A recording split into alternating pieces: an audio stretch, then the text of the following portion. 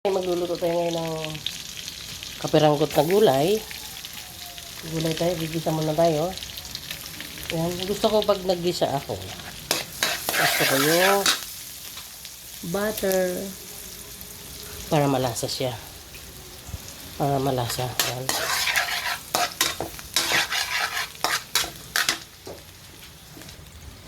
Sunod natin ang sibuyas. Para tayo magkakaldag nito sa sa takot sa kilamsik Yan, sibuyas. Saglit lang naman to. Kung luto na to. Sige, magkilamsik ka pa dyan.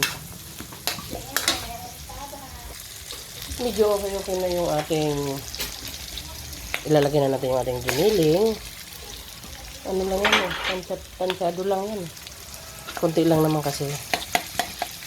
Yan, sasawag natin giniling. Yan.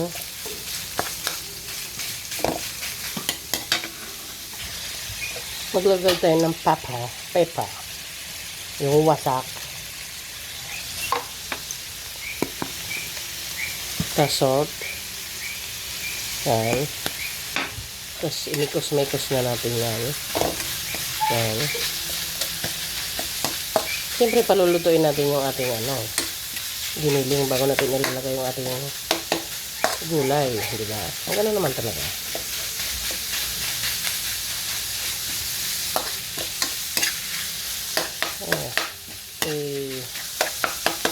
Sandaling lang, mekos. Bang! Ilalagay na natin yung ating gulay. Yan. Gulay. Daming gulay. Tapos lalagyan natin ng hindi natin nahaluin yan. Lalagyan natin ng ayan. Alam nyo na yan. Original seasoning. Sarap kasi pag may ganyan. At lalagyan natin ng 4 cubes. Hindi ako naglalagay ng sabaw dyan kasi nagtutubig yan. Takpan na natin. Sorry pala mga nahalo ko na. Hindi ko napakita sa inyo. Yan. Talagang na. Hyper na yung ating gulay. Maglalagay tayo ng gusto ko niyan may oyster sauce. Basta, huwag na tuyo. Yan na, oyster na lang. Yan. Timplado na yan. Kahit hindi na timplahan. Okay na yan. Diba? Sabi ko sa inyo, magtutubig yan kasi ang sayote nagtutubig. Diba? Okay na yan. Masa palagayin nyo mga ayos na ba?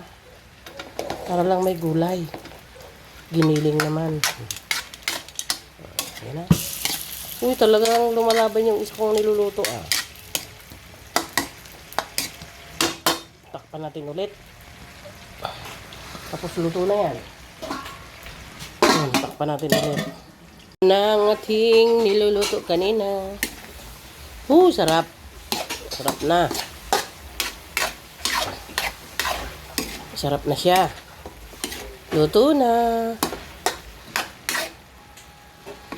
Luto na. Hindi ko na tinitimplahan pag ganito. Kasi na to Timplado na yan Kahit di mo na yan tikman